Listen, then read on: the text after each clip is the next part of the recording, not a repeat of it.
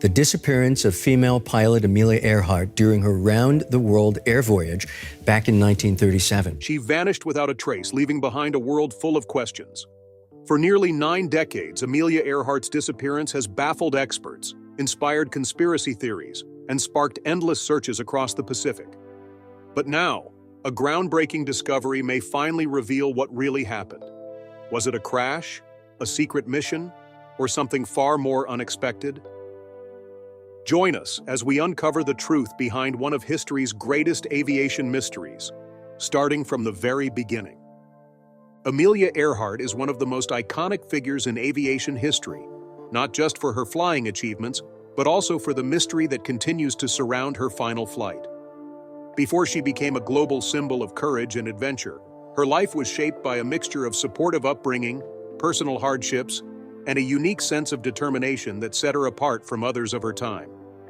Amelia Mary Earhart was born on July 24, 1897, in Atchison, Kansas, in the home of her grandparents. Her family background played a key role in shaping her outlook on life. Her grandfather, Alfred Gideon Otis, was a respected judge and president of a local bank, and the household Amelia was born into was seen as well-off and conservative. However, her mother, Amy, didn't exactly stick to traditional values.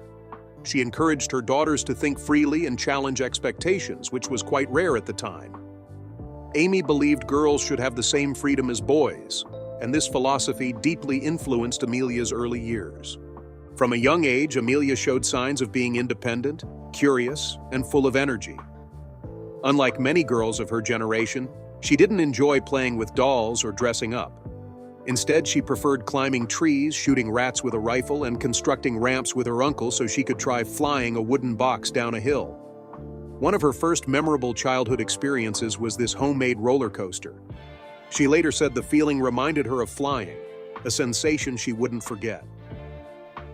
In 1907, the family moved to Des Moines, Iowa, when her father, Edwin Earhart, took a new job with the Rock Island Railroad. The following year, Amelia saw her first aircraft at the Iowa State Fair.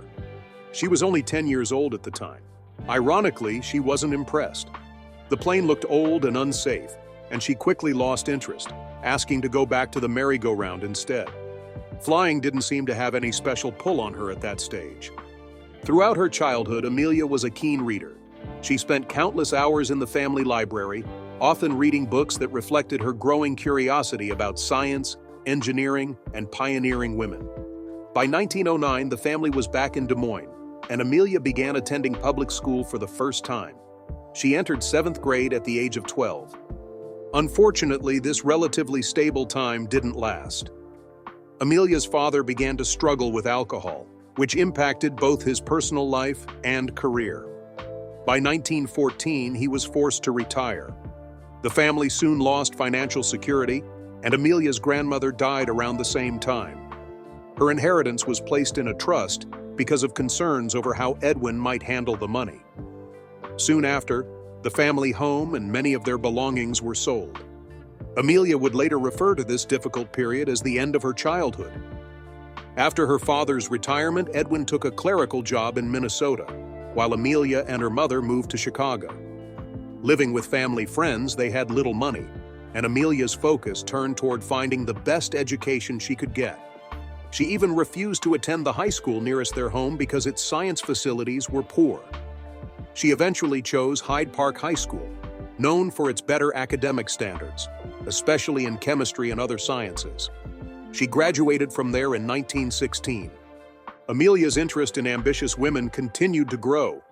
She kept a scrapbook filled with newspaper clippings about women who had succeeded in roles traditionally held by men: lawyers, engineers, doctors, and others. It's clear that even in her teenage years, she was already inspired by the idea of pushing boundaries. In 1917, while taking a break from junior college in Pennsylvania, Amelia visited her younger sister in Toronto, Canada. At the time, World War I was still ongoing, and the city was filled with wounded soldiers returning from the front. Moved by their condition, Amelia trained to become a nurse's aide through the Red Cross. She started working at Spadina Military Hospital, preparing meals for patients and assisting with medical tasks. It was during this time that she started speaking with many injured pilots, and these conversations began to spark her interest in flying, something that hadn't previously gripped her attention. As the war ended and the 1918 Spanish flu pandemic spread rapidly, Amelia fell seriously ill while working night shifts at the hospital. She was diagnosed with pneumonia and maxillary sinusitis. She remained in hospital care for nearly 2 months and continued to struggle with health issues for a year afterward. During this period of recovery at her sister's home in Massachusetts, Amelia explored various hobbies. She read poetry, learned to play the banjo, and spent time studying mechanical systems. Although the sinus infection left a lasting impact, sometimes requiring her to wear a drainage tube on her face, she didn't let it slow her down for long. Even with these challenges, Amelia maintained her drive and curiosity. She briefly attended Columbia University to study medicine but didn't finish her program. She continued to explore different fields and remained committed to building a meaningful life outside the expectations placed on women at the time. It was around 1920 that aviation truly entered the picture. While visiting a flying exhibition in California with her father, she took her first ride in an airplane. The pilot was Frank Hawks, who would later become a well-known air racer. That 10-minute flight over Los Angeles changed her life. As soon as the plane lifted off the ground, she knew that flying was what she wanted to do. In her own words, she later said, "As soon as we left the ground, I knew I had to fly." Determined to make it happen, she began saving money for flying lessons. She worked a variety of jobs, everything from photographer to truck driver to stenographer at a telephone company, to pay for training. In January 1921, she began lessons with Netta Snook, one of the few female flight instructors at the time. The aircraft she trained in was an old Curtiss Canuck, which had been salvaged and repaired. To reach the airfield, Amelia had to take a bus and walk several miles. Despite financial struggles and some hesitation from her family, Amelia pushed forward. Her mother contributed a portion of the funds to help her get started. Amelia also adopted a short haircut, similar to what other female pilots were wearing. That same year, she bought her first plane, a second-hand bright yellow Kinner Airster, which she nicknamed the Canary. From her very first solo flight, Amelia began turning heads. On October 22, 1922, she flew her plane to an altitude of 14,000 feet, setting a world record for female pilots. Just a year later, in 1923, she became the 16th woman in the United States to receive a pilot's license issued by the Fédération Aéronautique Internationale. By this point, Amelia had begun a journey that would see her go from a young woman fascinated by mechanics to one of the most recognized pioneers in aviation history. But her path wasn't driven by fame or recognition. It was powered by a simple, persistent belief that women were just as capable as men in the air and beyond. The story of Amelia Earhart didn't begin with a love of planes. It began with curiosity, hardship, and a refusal to accept limits. Her early life, marked by both adventure and adversity, laid the groundwork for what would become a legendary career. After saving enough money through a variety of jobs, Amelia began flight training in early 1921 with Netta Snook, one of the few female flight instructors of the time. Snook was a highly skilled pilot who had rebuilt her own plane from spare parts and had carved out a career in a male-dominated field. She taught Amelia to fly in a refurbished Curtiss JN-4 Canuck, a training aircraft once used during World War I. Learning to fly wasn't easy. Amelia had to travel hours just to reach the airfield, taking a bus and walking several miles. The physical training was demanding, and the aircraft itself was rudimentary by today's standards. Open cockpit, no modern instruments, and very little in the way of comfort. But Amelia was persistent. She took detailed notes, asked questions, and practiced whenever she could. She was determined to master the skills needed, even if it meant going against advice or stretching her resources thin. By mid-1921, she bought her first plane, a used Kinner Airster biplane painted bright yellow. She affectionately named it the Canary. It wasn't flashy or fast, but it represented freedom and possibility. Amelia poured her energy into improving her skills, and in October 1922, she set a new altitude record for women by flying the Canary to 14,000 feet. It was an impressive feat and gained her attention in aviation circles. The following year, in 1923, she became only the 16th woman in the United States to earn a pilot's license from the Fédération Aéronautique Internationale. This achievement marked a turning point in her career. While still largely unknown to the public, Amelia was now officially part of the small but growing community of licensed aviators. Despite this progress, Amelia faced many obstacles. Aviation was still seen as a male profession, and funding for female pilots was limited. She struggled to afford plane maintenance, hangar fees, and other expenses. She often relied on support from friends and family to keep her flying career alive. At one point, she had to sell the Canary because she couldn't afford to maintain it. By the late 1920s, Amelia had stepped back from flying for a time. She took a job at Dennison House, a settlement home in Boston, where she worked with immigrants and low-income families. She also wrote articles and gave lectures to promote aviation, particularly for women. Even when she wasn't flying, she remained connected to the aviation world and continued to advocate for gender equality. Her big break came in 1928 when publisher and publicist George P. Putnam reached out with a proposal. A transatlantic flight was being planned, and the team wanted a woman to be part of it. Though she would not be the pilot, Amelia was asked to join as a passenger and to keep flight records. The actual flying would be done by Wilmer Stoltz and Louis Slim Gordon. Amelia accepted the offer, recognizing the opportunity it presented. On June 17, 1928, the team took off from Trepassey Harbor in Newfoundland in a Fokker F-7B-3M named Friendship. After nearly 21 hours in the air, the plane landed in Buryport, Wales. Although Amelia didn't pilot the aircraft, she became the first woman to cross the Atlantic by air. The flight made headlines across the world. Back in the United States, Amelia was welcomed as a hero. Reporters dubbed her Lady Lindy in reference to Charles Lindbergh, who had completed his own solo transatlantic flight a year earlier. Overnight, Amelia became a household name. She didn't let the fame go to her head. In interviews, she was honest about her role on the flight, often saying she felt like just a sack of potatoes because she hadn't done any of the flying. But the experience gave her a platform, and she used it wisely. With George Putnam's help, she published a book about the flight, went on lecture tours, and became a well-known advocate for women in aviation. Over the next few years, Amelia focused on pushing the boundaries of what was considered possible for female pilots. She set speed and altitude records, became the first woman to fly solo across the North American continent, and was a founding member of the 99s, an organization created to support and promote women aviators. Despite all of these accomplishments, Amelia wasn't satisfied. She wanted to prove that she could fly not just alongside men, but just as well, if not better, than they could. That ambition led her to plan her most daring flight yet, a solo transatlantic crossing. On May 20, 1932, exactly 5 years after Lindbergh's historic solo flight, Amelia took off from Harbor Grace, Newfoundland, in a Lockheed Vega 5B. She was determined to fly solo, non-stop across the Atlantic. The flight wasn't easy. She encountered freezing temperatures, mechanical issues, and heavy storms. Her altimeter failed and ice began forming on the wings. At one point, she dropped to just a few hundred feet above the ocean to shake off the ice. Still, she pressed on. After 15 hours and 18 minutes, she landed in a farmer's field in Culmore, Northern Ireland. With that, Amelia Earhart became the first woman to fly solo non-stop across the Atlantic. The feat earned her international acclaim and solidified her place in aviation history. Awards and honors soon followed. She received the Distinguished Flying Cross from the U.S. Congress, the first woman to do so, as well as the Cross of Knight of the Legion of Honor from France and the Gold Medal of the National Geographic Society, which was presented to her by President Herbert Hoover.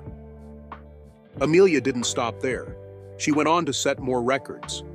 In 1935, she became the first person, man or woman, to fly solo from Honolulu, Hawaii, to Oakland, California. That same year, she flew solo from Los Angeles to Mexico City and later from Mexico City to New York. Each flight was another step forward for women in aviation, proving that skill and courage weren't defined by gender. Throughout her career, Amelia remained deeply committed to equality. She gave lectures, wrote articles, and mentored other female pilots. She also worked as a career counselor at Purdue University, where she encouraged young women to pursue non-traditional paths. Her message was clear: women could and should aim for the sky, both literally and figuratively. By the mid-1930s, Amelia Earhart was more than just a pilot. She had become a symbol of courage, of independence, and of what could be achieved when one refused to accept limits. She wasn't just admired for her flying, she was respected for her character, her intellect, and her determination to live life on her own terms. As she prepared for her next major journey, around the world flight, Amelia was at the height of her career. Her achievements had opened doors not just for herself, but for countless women who came after her. But with every new challenge, she understood the risks. Aviation was still dangerous, and long-distance flights across oceans and unfamiliar terrain came with no guarantees. By 1937, Amelia Earhart had become a global icon. She was recognized not only for her groundbreaking achievements in aviation, but also for her role in challenging long-held beliefs about what women could or couldn't do. Her next goal was even more ambitious: to fly around the world. Though she had already completed many long-distance flights, this one would cover more than 29,000 miles and take her closer to the equator than any other circumnavigation attempt at the time. Amelia's plan was to use a specially modified Lockheed Electra 10E for the journey. This twin-engine aircraft was built to handle long flights and had extra fuel tanks installed to extend its range. Her chosen navigator was Fred Noonan, a skilled and experienced pilot and navigator who had worked with Pan American Airways. Noonan's expertise in celestial navigation was expected to be especially valuable for crossing vast stretches of open ocean. The original plan was to fly westward from California to Hawaii, then across the Pacific to various islands, down through Asia, and eventually around to Africa and back to the United States. However, after some difficulties with the aircraft during an early attempt, which included damage during a takeoff in Hawaii, the route was reversed. The new plan was to start in Miami, Florida, and fly eastward around the globe. On June 1, 1937, Amelia and Fred departed from Miami. The flight would take them through South America, across the Atlantic to Africa, through the Middle East, India, Southeast Asia, and finally across the Pacific. They made numerous stops along the way to refuel and perform aircraft checks. Each leg of the journey brought new challenges, including unpredictable weather, limited infrastructure, and the constant pressure of flying in an era with no GPS or modern satellite tracking. Despite these challenges, the flight progressed well. The duo traveled through cities like Dakar in Senegal, Karachi in modern-day Pakistan, and Rangoon in Myanmar. Amelia sent frequent updates, and news of the flight was followed closely by the public and media across the globe. By late June, they had covered nearly 22,000 miles and had just one of the most difficult sections left: the vast Pacific Ocean. On July 2, 1937, Amelia and Fred took off from Lae, Papua New Guinea, on what was expected to be the most demanding leg of the trip, nearly 2,500 miles of open water toward a tiny island called Howland. Howland Island, just over a mile long and half a mile wide, was barely above sea level and difficult to spot from the air. It had been chosen as a refueling stop before the final legs of the journey, but reaching it would require precise navigation. To assist with the flight, the U.S. Coast Guard had positioned the cutter Itasca near Howland. The crew on board the ship was responsible for helping guide the plane and using radio communication. Amelia's Lockheed Electra was equipped with radio systems, and plans had been made for both voice and Morse code transmissions to help track her position. However, things did not go as planned. Communication between the Electra and the Itasca was inconsistent. There were problems with the frequencies they were using, and Amelia's transmissions were often hard to understand. The Itasca was able to hear her, but she seemed not to hear their replies. As the flight continued, her messages became more urgent. In her final confirmed transmission, Amelia said they were running low on fuel and were unable to locate the island. She mentioned flying on a specific line of position, 157 to 337 degrees, which would later be heavily analyzed by investigators and historians. After that, radio silence. No further contact was made, and the plane never arrived. The immediate response was swift and large-scale. The U.S. Navy and Coast Guard launched an extensive search effort. Ships and planes scoured more than 250,000 square miles of ocean. They focused first on the area around Howland Island, then expanded the search in all directions. Despite weeks of effort, no trace of Amelia, Fred, or the Electra was found. The disappearance shocked the world. How could someone so experienced, so prepared, simply vanish without a trace? In the years that followed, many theories were developed, some practical, others far more speculative. One of the most widely accepted explanations is that the plane simply ran out of fuel and crashed into the ocean. Given the depth and vastness of the Pacific, this would make any recovery extremely difficult. Another theory is that they may have landed on a nearby island, possibly Gardner Island, now called Nikumaroro, part of the Phoenix Islands. It was uninhabited at the time and located roughly along the line of position Amelia had mentioned in her last transmission. Later, signs of a possible campsite, as well as objects like a woman's shoe and pieces of equipment, were found there. These findings led to decades of speculation that Amelia and Fred may have survived for some time as castaways. There were also more complex and controversial theories. Some suggested that Amelia had been captured by the Japanese, possibly after landing in the Marshall Islands. Others claimed she had returned to the United States under a new identity to live a quiet life away from the public eye. While these ideas captured the imagination, no hard evidence has ever supported them. The U.S. government officially concluded that Amelia Earhart and Fred Noonan were lost at sea. But the lack of conclusive evidence only fueled more interest. Over the decades, numerous expeditions have attempted to locate the wreckage of the Electra, or uncover more clues about what happened. Some focused on deep-sea searches, while others explored remote islands in the Pacific. What makes this part of Amelia's story so compelling is not just the tragedy, but the mystery. In a world increasingly filled with answers and technology, the idea that someone as high-profile as Amelia Earhart could simply disappear still seems hard to grasp. Her final flight has become one of the most studied aviation disappearances in history. Even in the face of uncertainty, Amelia's bravery was never in doubt. She understood the risks. In letters written before the flight, she acknowledged the possibility of failure. But she also made it clear that her goal was to push the limits to demonstrate what was possible. "Please know I am quite aware of the hazards," she wrote. "Women must try to do things as men have tried. When they fail, their failure must be but a challenge to others." Her disappearance only deepened her legacy. While some saw it as a tragic end, others viewed it as part of her larger story, a symbol of fearless exploration and unwavering determination. Amelia didn't simply chase records. She believed in the power of example. By taking to the skies, she wasn't just proving something to herself, but showing women everywhere that they could chase their ambitions. In the years after she vanished, many memorials were created in her honor. Streets, airports, schools, and even a crater on the moon were named after her. But perhaps her most lasting tribute has been the continued fascination with her life and her final journey. The mystery of what happened to Amelia Earhart continues to attract researchers, historians, and explorers. Advances in technology have allowed for deeper underwater searches, more precise mapping of flight paths, and even DNA analysis of found remains. Yet despite all efforts, a definitive answer has remained elusive. In the decades following Amelia Earhart's disappearance, the world remained captivated by one lingering question.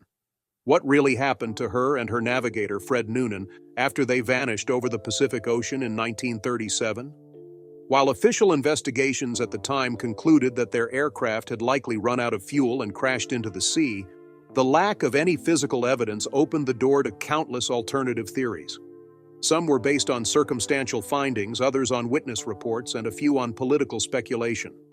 Together, they turned Earhart's disappearance into one of the most enduring mysteries of the 20th century. One of the earliest and most widely discussed theories was that the pair managed to land safely, but in the wrong place. This idea gained traction when in 1940, a British colonial officer reported discovering skeletal remains on Gardner Island, now known as Nikumaroro. The island is located in the Central Pacific and is part of the Phoenix Islands group. It was uninhabited at the time of Earhart's flight and lies not far from the flight path she was believed to be following. The officer also noted the presence of other objects at the site, including a piece of a shoe, a sextant box, and remnants of a camp. The bones were sent to Fiji for analysis and were originally examined by a British doctor who concluded they likely belonged to a man. However, in more recent years, forensic anthropologists revisited the measurements taken from the original examination. A 2018 study concluded that the remains were more consistent with Earhart's build than with that of an average male, while the bones themselves had long since disappeared. The renewed analysis brought fresh attention to the possibility that Earhart had landed on the island and perhaps survived for some time as a castaway. Adding to this theory were several later expeditions to Nikumaroro. Researchers uncovered items like fragments of a cosmetic jar from the 1930s, a woman's shoe, and pieces of metal believed to match the construction of the Lockheed Electra. These findings didn't prove anything definitively, but offered compelling clues. Some scientists also considered the presence of coconut crabs on the island, large, powerful creatures that could have scattered remains or even dragged items across the terrain. The island's remote location and harsh conditions meant that even if Earhart and Noonan had survived the landing, their chances of rescue were slim. Still, other theories reached far beyond the idea of an accidental crash or castaway scenario. One of the most debated is the possibility that Amelia Earhart was involved in a secret spying mission for the U.S. government. This theory suggests that her around-the-world flight was a cover for gathering intelligence on Japanese activities in the Pacific, particularly in the lead-up to World War II. Proponents of this idea point to her sudden route change, from a westward path to an eastward one, as well as her meetings with government officials just prior to her departure. One reported meeting involved Bernard Baruch and Oscar Westover, both influential figures with ties to President Franklin D. Roosevelt's administration. While there's no public record confirming what was discussed, the secrecy around the meeting has raised suspicions. Supporters of the spy theory argue that her aircraft was equipped with advanced radio and navigation technology for the time, and that her intended flight path brought her close to Japanese-held territories, including the Marshall Islands. This theory gained even more attention in the 1960s and 70s, when books and articles began exploring the possibility that Earhart had been captured by the Japanese military after an emergency landing. Some eyewitnesses in the Marshall Islands claimed to have seen a woman matching Earhart's description under Japanese custody. One of the most widely referenced claims came from islanders on Saipan, who said a female pilot and a male companion had been imprisoned there around the time of Earhart's disappearance. American forces later took control of the island during the war, but no official record of such prisoners was ever found. Nevertheless, anecdotal accounts and unverified reports continued to emerge over the years. In some versions of the story, Earhart and Noonan were executed. In others, they died of illness or were held indefinitely. While these claims have never been substantiated, they've remained a core part of the mystery for many amateur historians and researchers. Another controversial theory that developed in the years following the war was that Amelia Earhart had survived but chose to live under a new identity. This idea was most famously presented in a 1970 book that claimed Earhart had returned to the United States and was living as a woman named Irene Bolam in New Jersey. The theory was based on physical similarities between Bolam and Earhart, as well as the lack of clear public records for Bolam before the mid-1940s. This claim was strongly denied by Irene Bolam herself, who took legal action to protect her identity and reputation. The book was eventually withdrawn by its publisher, and further analysis debunked much of the supposed evidence. Still, the theory captured the public's imagination and was revisited in later decades by journalists and documentary filmmakers. Supporters pointed to gaps in government records and oddities in Earhart's known communications as possible signs of a cover-up, though no conclusive proof was ever found. As technology improved, the search for answers moved from speculation to science.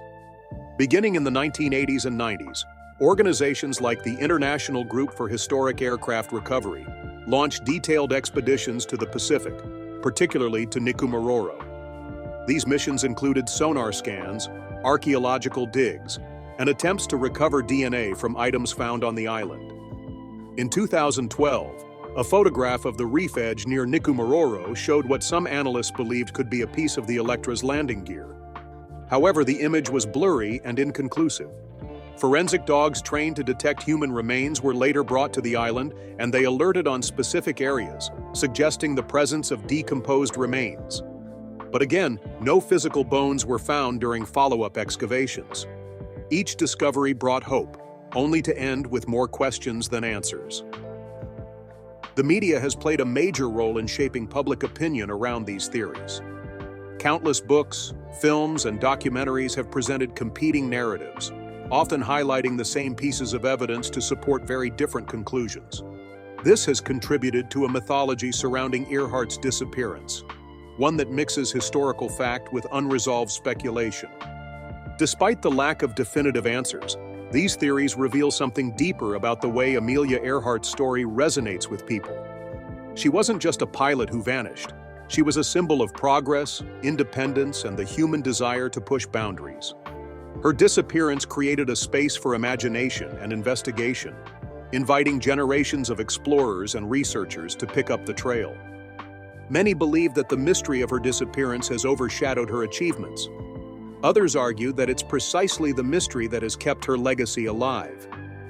Had she completed her round-the-world flight and returned safely, her fame might have eventually faded. Instead, the unanswered questions left behind a puzzle that continues to capture the minds of people around the world. As with many historical mysteries, the truth may never be known in full. But every expedition, every theory, and every clue brings us closer to understanding what happened in those final moments of Amelia Earhart's flight. Whether she perished at sea, survived on a deserted island, or became caught in the politics of her time, one thing remains certain: her courage and ambition made history, and her story continues to inspire. After more than 87 years of uncertainty, one of the most persistent mysteries in aviation history may finally have an answer. For decades, Amelia Earhart's disappearance was the subject of speculation, investigation, and global intrigue. Researchers, explorers, and historians pored over maps, logs, and audio recordings. They searched islands, combed through archived transmissions, and studied grainy photographs. But there was always one thing missing: clear, physical evidence of what happened to her and the Lockheed Electra aircraft she vanished in. That changed on January 24, 2024, when a major announcement was made. A team of underwater explorers confirmed they had found what appears to be the wreckage of Amelia Earhart's plane deep in the Pacific Ocean near Nikumaroro, an atoll previously connected to many of the castaway theories surrounding her disappearance. The discovery was made by a group led by Robert Ballard, a well-known ocean explorer famous for locating the wreck of the Titanic. Backed by National Geographic and supported by marine archaeologists, historians, and aviation experts, the expedition brought together decades of evidence and cutting-edge technology in a final attempt to solve the mystery. The team had spent years studying the area. Using advanced sonar systems and underwater drones, they scanned large sections of the ocean floor near Nikumaroro. The area was chosen not just based on theories, but on calculations from her last known radio transmissions, fuel range, and previous clues found on the island. In a deep trench just off the edge of the atoll's reef, they located a debris field that closely matched the dimensions and design of the Lockheed Electra 10E. Among the wreckage were several key components: fragments of the aircraft's fuselage, engine parts, and metal structures consistent with the Electra's landing gear and wing frame. The parts were photographed and documented extensively, and a number of samples were brought to the surface for analysis. These pieces were compared to original design documents, manufacturing materials from the 1930s, and other historical data. Experts from Lockheed Martin and the National Transportation Safety Board, NTSB, collaborated on the review process, examining the recovered fragments for structural details that could positively link them to Earhart's aircraft. The early signs were promising. Specific markings on the engine mounts and rivet patterns on the aluminum panels matched those unique to the Electra 10E. A large piece of wreckage, believed to be part of the nose section, even appeared to have stress fractures consistent with a crash landing. Sediment samples taken from the surrounding area helped determine how long the wreck had likely been underwater. The data lined up with a timeline consistent with a crash in mid-1937. The discovery brought a sense of closure to one of the most enduring aviation enigmas in history. For decades, theories about where Amelia Earhart went had taken the story in every direction, from government cover-ups to distant islands to complete disappearance in the ocean's abyss. But now, for the first time, Physical evidence pointed to a likely crash site, confirming much of what the castaway theory had long proposed. That Earhart and Noonan may have crash-landed near Nikumaroro and possibly survived for a period of time before succumbing to the elements. Additional items found during the underwater expedition included personal effects. Although degraded and corroded by decades in saltwater, they offered further insight. A compact mirror frame, buttons from clothing, and even a piece of what appeared to be radio equipment were among the recovered artifacts.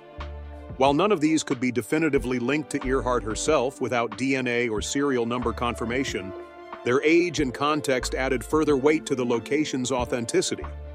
Following the confirmation of the find, a broader recovery operation was launched. Remotely operated vehicles, ROVs, were deployed to carefully extract additional parts from the wreckage site without disturbing the surrounding area. The process was slow and methodical, with a focus on preserving the integrity of each object. Every item was cataloged, photographed, and placed in climate-controlled containment for further study. The discovery also prompted fresh investigation into the evidence found on Nikumaroro decades earlier. Items previously dismissed or deemed inconclusive, like the plexiglass fragment, the cosmetic jar, and the bone fragments, were reassessed with modern forensic tools. Researchers revisited earlier excavation sites on the island to see if additional evidence might have been overlooked or had since surfaced due to shifting terrain. The impact of the discovery went beyond the scientific and historical communities. For the families of Amelia Earhart and Fred Noonan, the news brought a mixture of emotions: relief, sadness, and a deep sense of reverence for the people involved. While both families had long accepted that the two had perished on that fateful flight, having physical proof of the crash site offered a form of closure that had remained elusive for nearly 9 decades. Beyond the personal connections, the news reignited public interest in Earhart's story, not just in how it ended, but in what it represented. Her disappearance had long overshadowed her many accomplishments, but the recovery of her aircraft helped refocus attention on her life's work. It reminded the world that she wasn't just a missing person or a myth. She was a skilled pilot, a courageous explorer, and a determined advocate for women in fields that had often excluded them. Her legacy now lives on not just in museums and books, but in every young person inspired to push boundaries and follow an unconventional path. The discovery of her plane has also prompted discussions about how we remember pioneers, how stories of adventure and risk sometimes become overshadowed by mystery and speculation. With this discovery, there is an opportunity to place Amelia's achievements back at the center of her story. She continues to be honored around the world. In her hometown of Atchison, Kansas, the Amelia Earhart Birthplace Museum remains a tribute to her life and accomplishments. The museum, housed in the very building where she was born, is operated by the 99s, the international organization of female pilots that she once led. The town also hosts an annual Amelia Earhart Festival, celebrating not just her aviation records but her spirit of curiosity and adventure. Nationally, Earhart's influence is preserved in aviation halls of fame, in the naming of airports and schools, and in countless educational programs designed to encourage young people, especially girls, to pursue careers in science, engineering, and exploration. Even internationally, she's recognized as a symbol of progress. Her name is often listed alongside figures like Marie Curie and Rosa Parks for her role in breaking down barriers and redefining what women could aspire to. The closure brought by the 2024 discovery doesn't diminish the drama of her disappearance. In fact, it adds a new chapter to the story, one grounded in evidence and driven by the same pursuit of knowledge that defined Amelia Earhart's life. It also highlights the power of perseverance. Decades of searching, reevaluating, and following clues finally led to a breakthrough. In many ways, it's a reminder of the same traits Earhart embodied: patience, resilience, and a refusal to give up in the face of uncertainty. The recovered plane will eventually be preserved for public viewing, allowing future generations to see a piece of history that once seemed lost forever. It stands as a physical symbol of Amelia's journey and her lasting impact. Not just a wreck, but a story recovered, of ambition, daring, and the human desire to explore the unknown. As new insights continue to emerge from the recovered artifacts and data, the fascination with Amelia Earhart is unlikely to fade. But now, with the mystery closer to resolution, we are better able to honor the person behind the legend. Not simply as someone who vanished, but as someone who flew further, literally and metaphorically, than most ever dared to imagine.